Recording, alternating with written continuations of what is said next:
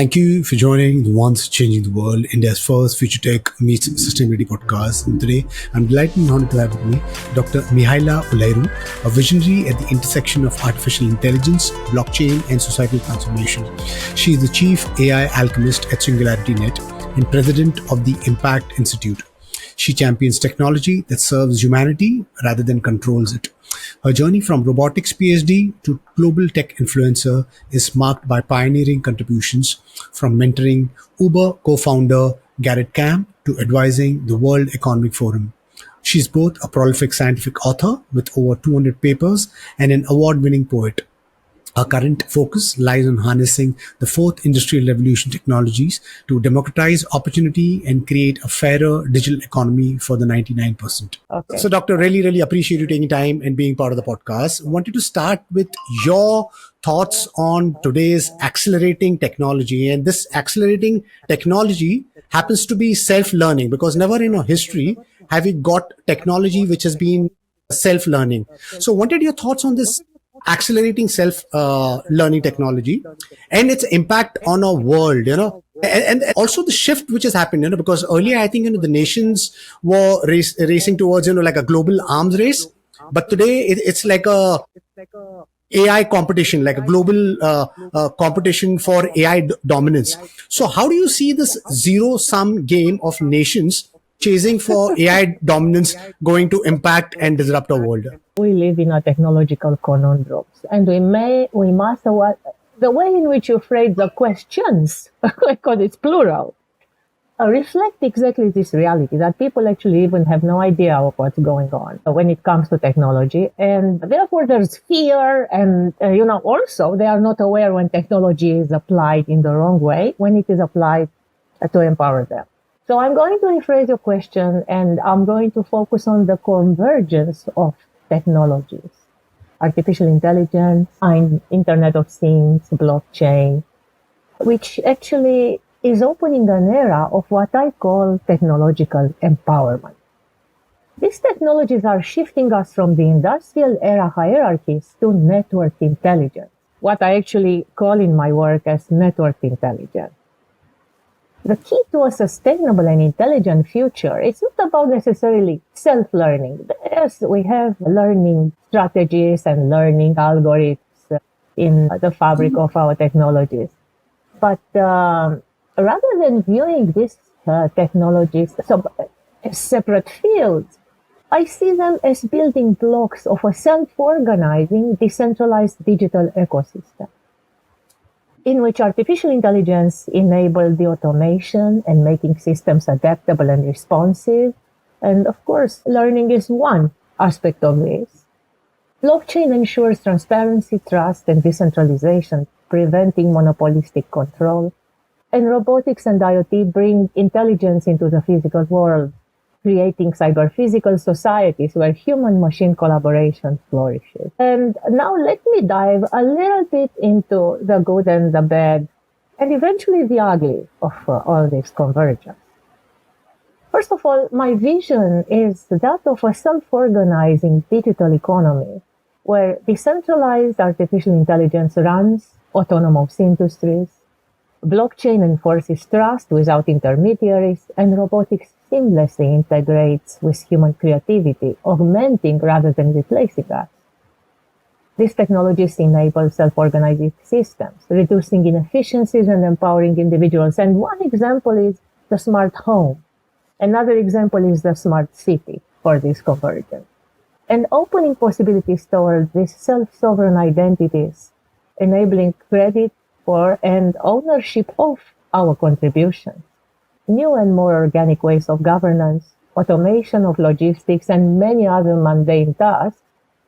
However, without the ethical alignment, and here is the good, the bad, and the ugly, they could also exacerbate the inequalities and create what we call algorithmic feudalism, algorithmic authoritarianism, and what is known as digital feudalism.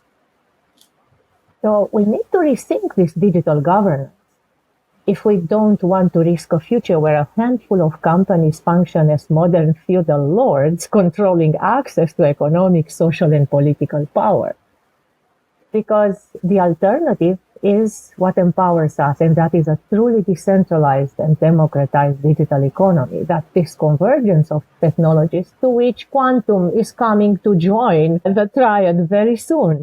So to sum it up, and now is the critical time when we have to choose between the feudal model, where centralized platform owns us, people serve the platform because they own the data and the economy, or a future where decentralized model in which users own their identity, data, and digital assets, aka where platforms serve the people. So we are the slaves of the platforms, or they are our tools. This is the choice which we have to make right now. And technology can help both. You summarized this so beautifully.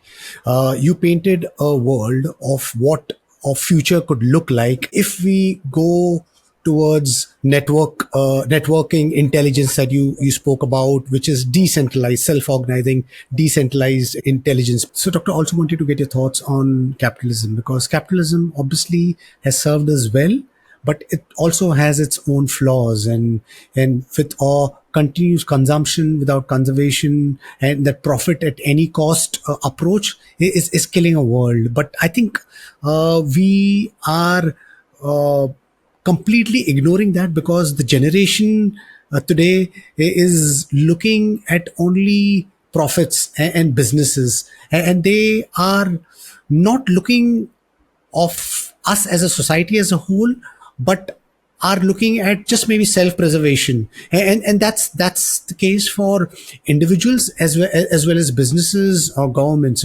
Everything is going inwards rather than outwards. How do you think this capitalism is going to impact us? This top-down hierarchical capitalism, which has forever created this profit at any cost model.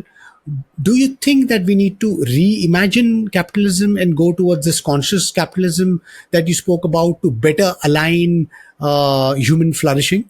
Capitalism is not top-down necessarily, and I will make the distinction if I answer.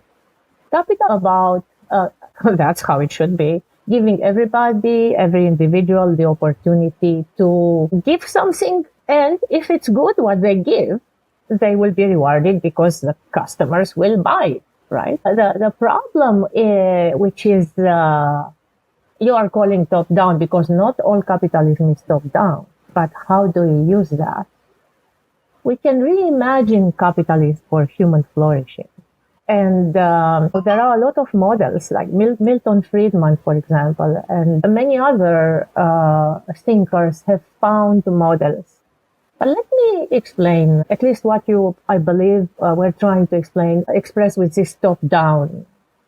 So the current capitalism is extractive, and that is the issue. It is extractive, favoring profit over well-being.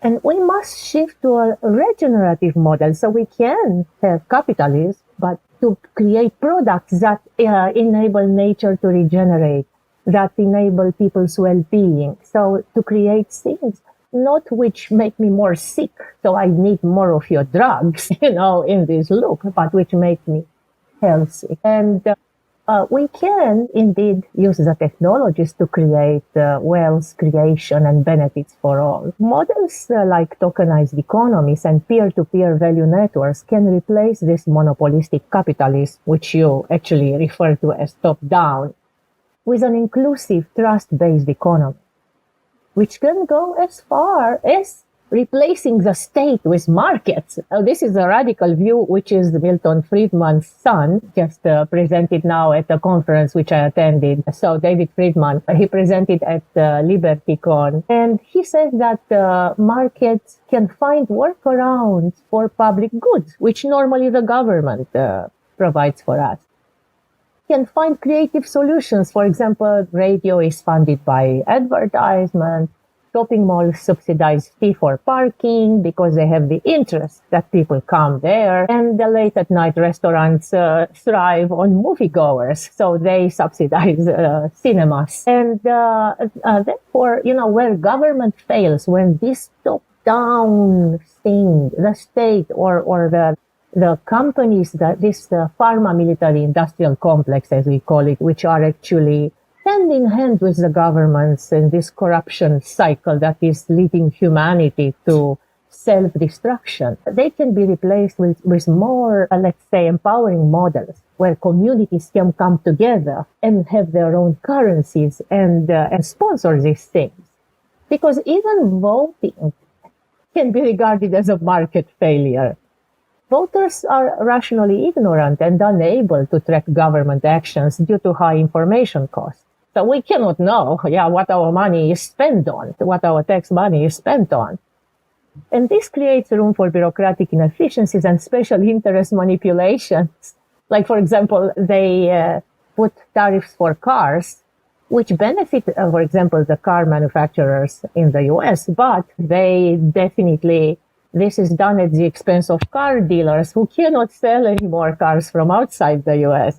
So, these things can indeed be overcome. I just want to give a last example because you mentioned this top-down in contrast. So firms themselves, even they are capitalistic firms, can be regarded as mini socialist islands in a capitalist sea. Because even in free markets, companies function like planned economies because hierarchy can be more efficient than constant negotiations. And in the digital age, we can rewrite these rules because remote work fuels freelancing. For example, I can also self-publish a book on Amazon now and even on Audible if I read my book. And technology is making these rigid corporate structures obsolete. So we have a chance to use technology to empower people, these technologies in the empowerment manner. Right. Dr. Su, yes, I completely hope and I believe that, humanity can and will change, because I think we are at the cusp of a great change or shift of humanity with this possibly these tech stack which is growing and is converging and is going to augment us. But I'm just going to kind of push back because we humans, we work with self-preservation at our core. Even like a fantastic technology such as blockchain, which at its core has got decentralization, immutability, and transparency. But I think the entrepreneurs have come in and have corrupted all of those ethos, I was so much of a believer of cryptocurrencies. I thought fiat currencies got to make way for decentralized currencies. But then came in NFTs and they kind of, which could have been a game changer for the creative industry, for the IPs and digital copyright problems and so on and so forth. But what we got was these scribble NFTs for millions of dollars, because these entrepreneurs were just maximizing profit. And even Bitcoin, when it started, I thought it was so very cool, But right now, look at it, there are these whales who owns, literally, I think 80 or 90% of the entire Bitcoin. This technology, obviously, it's so very cool, but we humans have this inherent knack of taking everything good and kind of making it like into a profit at any cost model, maximizing profit for self-preservation rather than the whole. So do you see this blockchain and AI technology, which is so very cool? I don't have anything against the technology because I think they're so very cool. But do you think that humans will ever allow us to create an equitable society with, this model of, just self-preservation and maximizing profit? I understood the question. You stated it clear enough, and the reason why I understood it from when you started to ask it is because this is also a deep concern and kind of a painful concern, which I personally have. Yes, because historically, my work was always concerned with this design of technologies for empowerment. And when I was awarded the research chair in e-society, I was creating such technologies. I was thinking, how can we create such technologies that are empowering people versus that are extractive and exploitative. And of course, when Bitcoin came on the horizon, I saw that it can become the deep code of this transformation. However, what happened exactly? Human greed has prevailed. And I think the root of this is mainly in the lack of fundamental values. Because humanity is actually, has departed from fundamental values which actually are encoded in the fabric of the universe. And there is a new book right now called, and more discoveries about consciousness and the origins of life and mind are revealing these truths.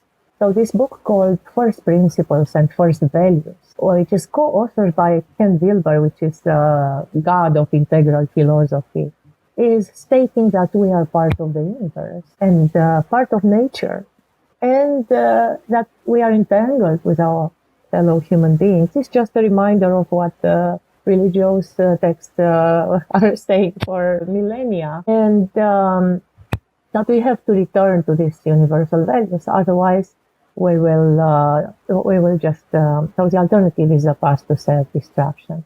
So let me answer your question, Smith. The value of being human in our economy has flattened. That's a problem, yes? We are treating our fellow humans as utilities which can be used for this and that. And even in work, yes, we put them to work, do this task, and we regard them in terms of efficiency and how much they have done.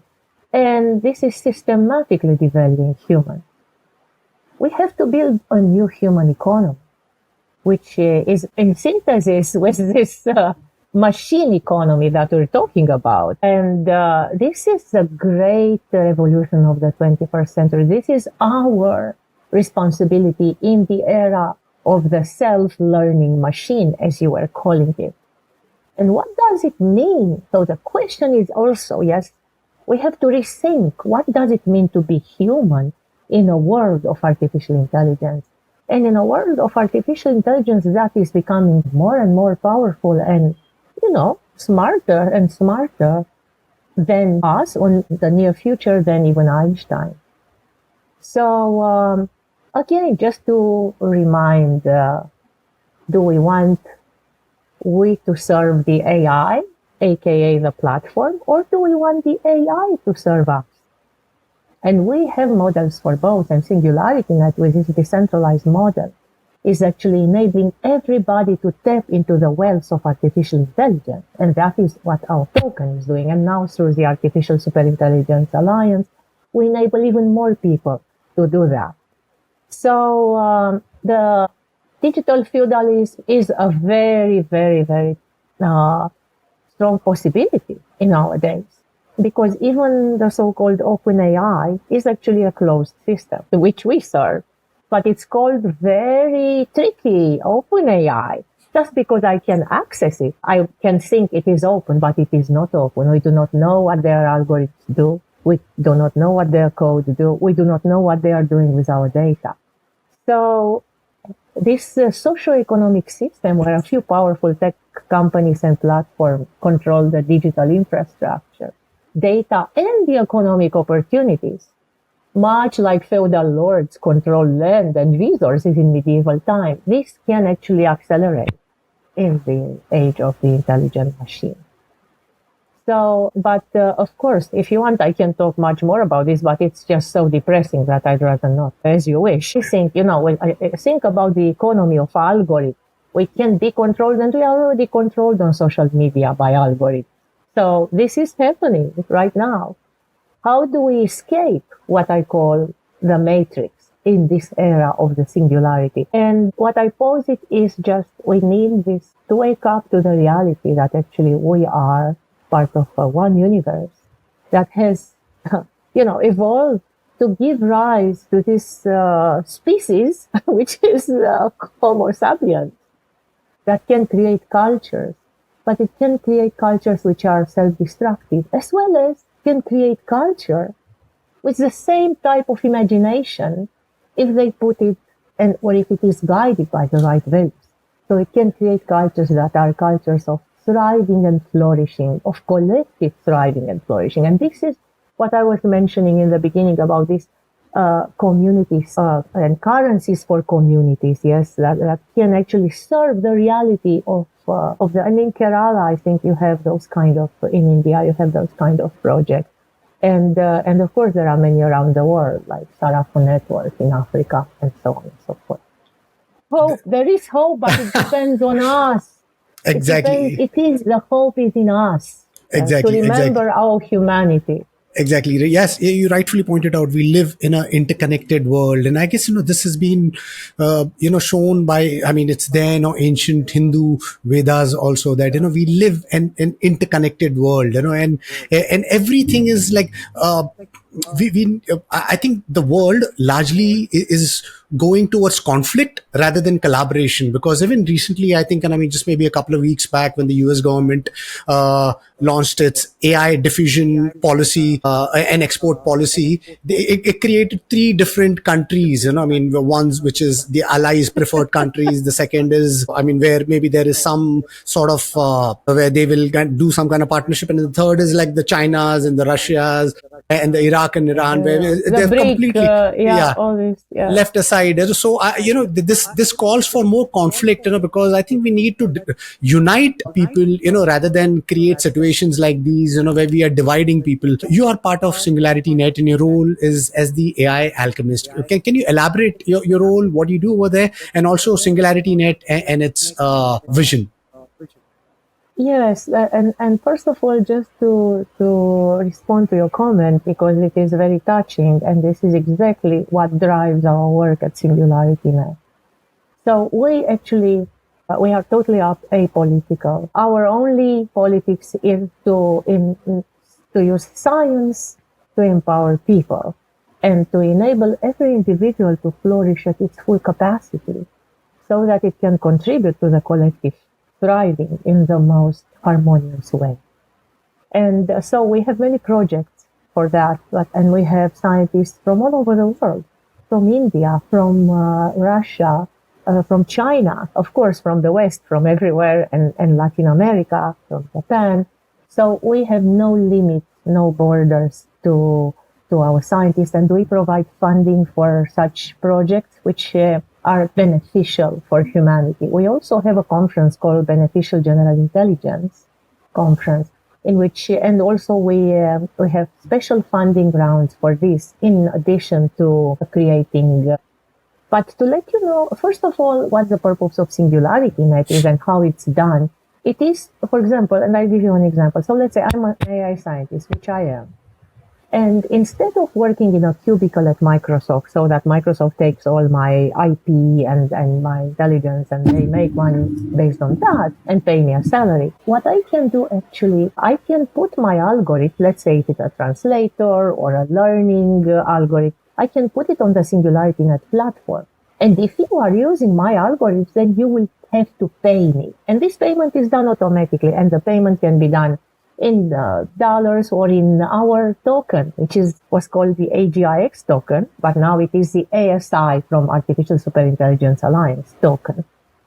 So that is what enables people to actually tap into and own their own creations and also create wealth with their own creations versus be enslaved in a platform or in a big company. So that's the purpose of SingularityNET, and we are expanding this further now to what I was mentioning before as the economy of algorithms, because we are creating an infrastructure, sort of blockchain, but without a ledger, that is actually enabling. So, for example, now I'm an agent that is doing translation, and you are ChatGPT and needs this translation. If you want me to do the work, then you will have to pay me also, because I consume resources and so on, and I provide something of value to you. Even if you are an algorithm, you will have to pay the other algorithm. And we also enable this payment. And people can own computing nodes, and all this exchange of payments is transformed into wealth for them. They can be exchanged into dollars or any other currency, and people who are owning, so we can buy computing nodes and facilitate this economy of agents, and then also tap into its wealth. So it is a very complex model, but it is on all fronts. It enables people to tap in the power and the wealth of AI, and also prepare the world for the time when money will be compute. Because very soon, everything will be about compute and computing power, and money will be translated in those units of compute.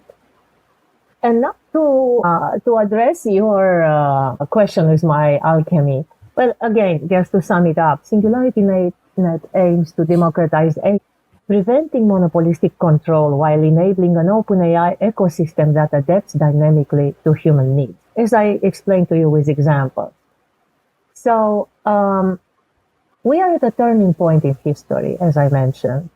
The question is, do we allow AI to become the tool of a digital aristocracy, or do we create systems that empower every individual? And SingularityNET is answering by providing this empowering way of tapping into the AI wealth. And in this context, my role goes beyond traditional AI research. Yes? The AI alchemist's work is not just about technology. It is actually, in the end, about the future of our civilization. And I'm sure if you follow my posts and my work, or my keynotes or my interviews, you get an idea about that, about the magnitude of the responsibility. As we agreed here, it's not easy. And this can be achieved, for example, by what I call, and this is my specialty, complex adaptive system. By translating this complexity and digesting it and understanding it and translating it into actionable frameworks.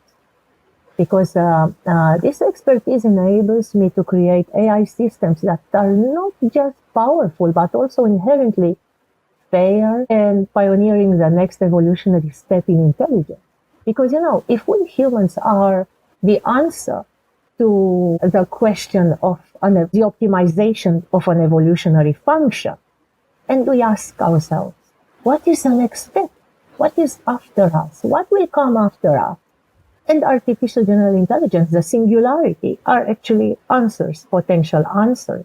So the question is, will we coexist with those? Will they dislocate us? It is that future that we are creating right now. And we need to become aware that we have a choice and we have a say in that future. Oh, if only we would wake up from this, yes. Right. So much like ancient alchemists sought to transform metals in gold, I strive to transform centralized AI into a decentralized intelligence network that is open, distributed, transparent, ethical, resilient, and adaptive, and economically inclusive.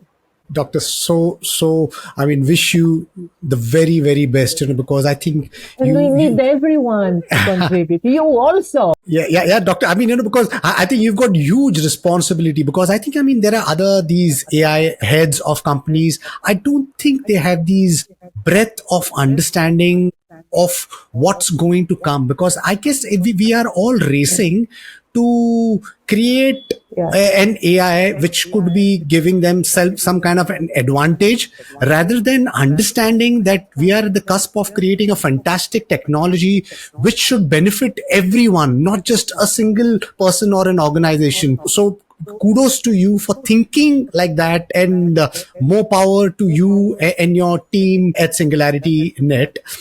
Doctor, would you be able to explain artificial general intelligence? Because, I think the problem, the world at this point in time is everybody is kind of avoiding, how to kind of define AGI, or everybody's got their own definition of AGI. So it will be great if you could maybe define what artificial general intelligence is from your perspective, and what could be the pathway to build this artificial general intelligence? Because clearly these large language models, these statistical data in, data out models, doesn't seem to be the approach which could bring us these generally intelligent models. So what could be the approach? Would be great if you could talk about that. Totally. And even if, of course, I will not tell you exactly the approach, because the competitors are lurking there, and we do not want the centralized monsters to apply the approach to enslave us even more. But the idea is that indeed the large language models are just very very small pieces at the bottom of our architecture.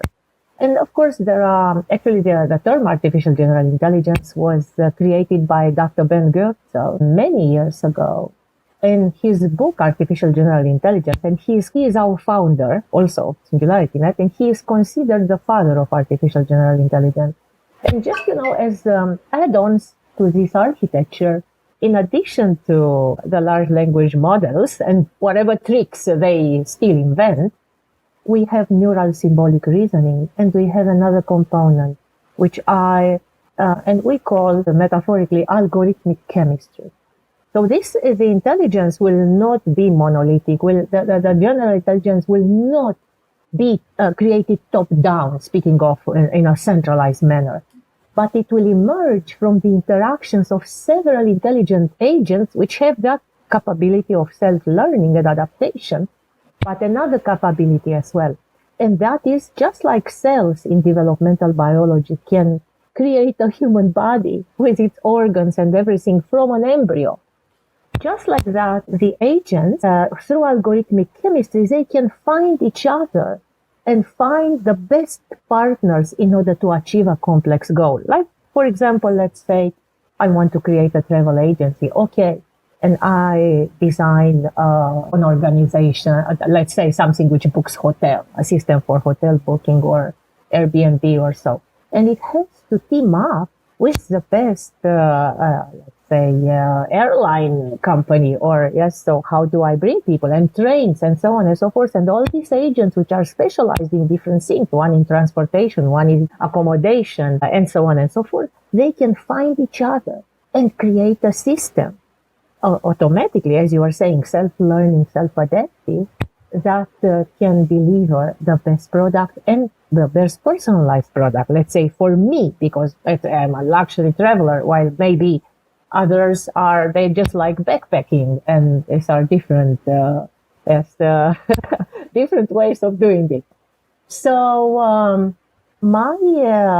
so these are important ingredients. Yes, just to sum it up, artificial general intelligence isn't just an advanced deep learning system. It requires cognitive flexibility, reasoning, and self-improvement. And it's this algorithmic chemistry and neural symbolic reasoning. I am adding also this infrastructure, which I mentioned to you, that enables people to tap into the economy of algorithms. And this can be, it's like a blockchain. Let's call it a blockchain for now for our audience. And it enables this self-organization between the intelligences, separate intelligence agents, which can come together through this algorithmic chemistry.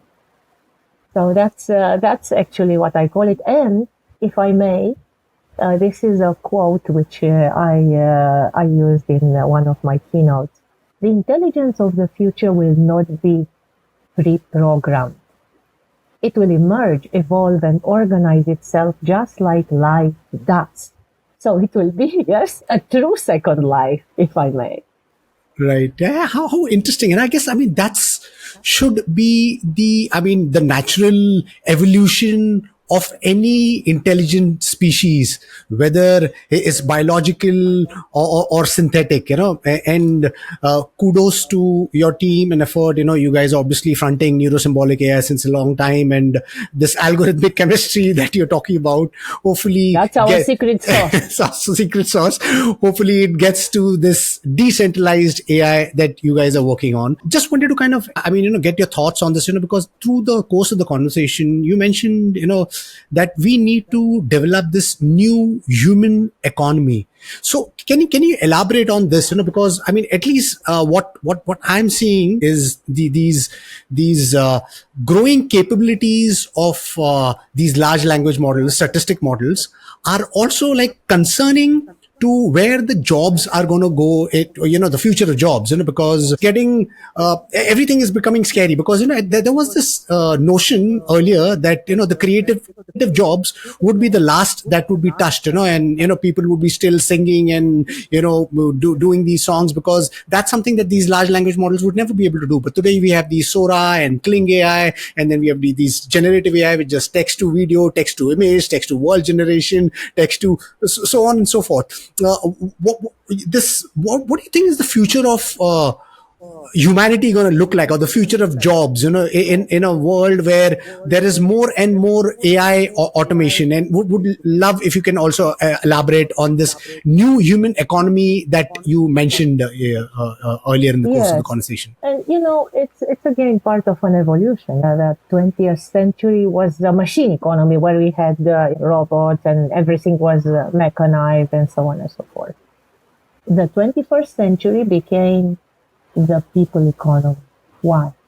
It became the people economy because the digital economy enabled everybody now to, let's say, there's a book called The Crowd of One. Yes, enabled everybody now to post their website and exchange much more with each other and departed more and more from the firm. Yes, from this, I call it machine, but it's not only machine, it's a corporate economy.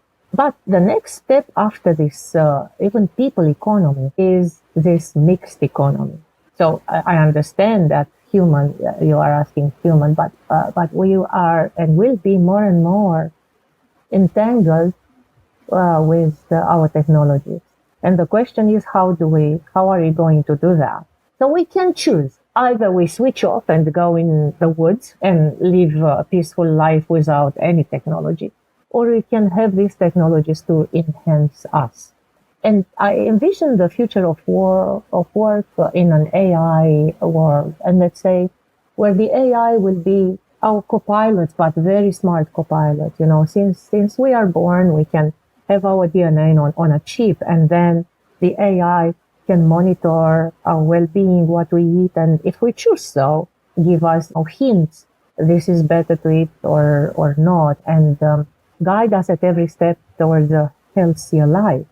When it comes to work, I'm thinking that automation will, on one side, eliminate those boring jobs, which is not bad, but it will also transform them. So, for example, I just cannot wait to have all the tax accountants replaced with artificial intelligence, because it's such a boring job, and I believe they cannot be happy just filling out those forms, which can be done so easily automatically, and many others. And AI can free us from those kinds of jobs, and then we are liberated. And here is the connection with this human economy which you mentioned, because we can shift focus towards creativity, yes, towards self-development, towards this emotional intelligence that is unique to humans and machines, at least yet, cannot have, and have more purpose-driven work than being cogs in the machine or filling forms that don't require our thinking at all, which can be done automatically.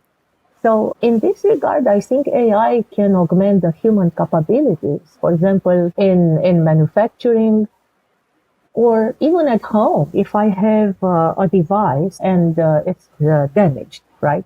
I have to take a big user manual and look through it, and I never understand anything what it's saying. It's going to take me 3 days until I figure it out. Now, that device, let's say the fridge or my car, or I can just talk to me and tell me, this is where the fault is, at my wheel, or here at this lamp, and it can guide me then.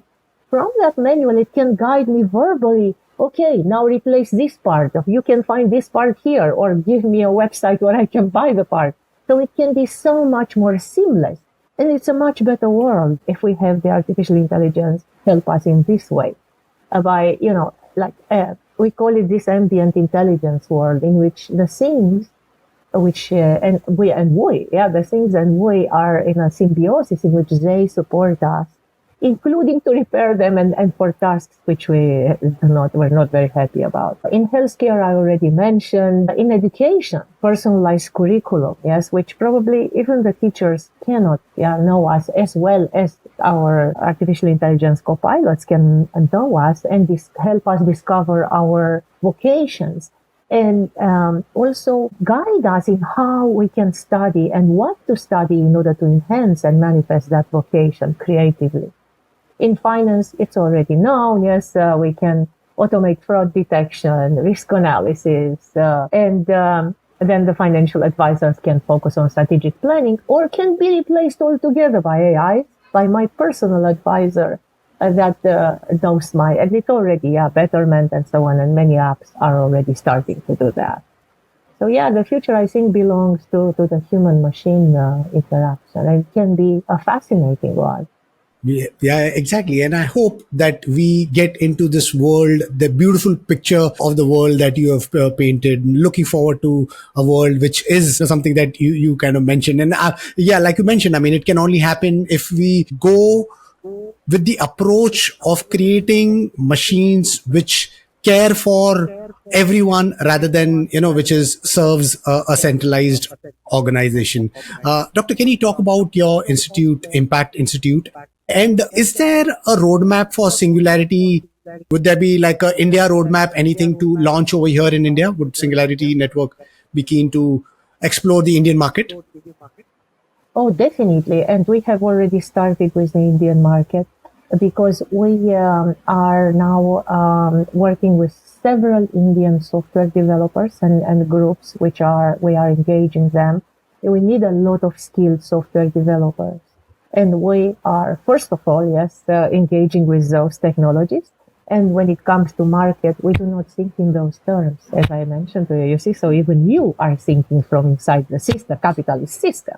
We do not regard India as a market, but we regard India as a space where we can actually find and harness the creativity of these amazing people and amazingly educated people to contribute to the development of artificial general intelligence and give them the opportunity to tap into this wealth, the creation, that own their own computing nodes and contribute and be active and proactive participants to the decentralization.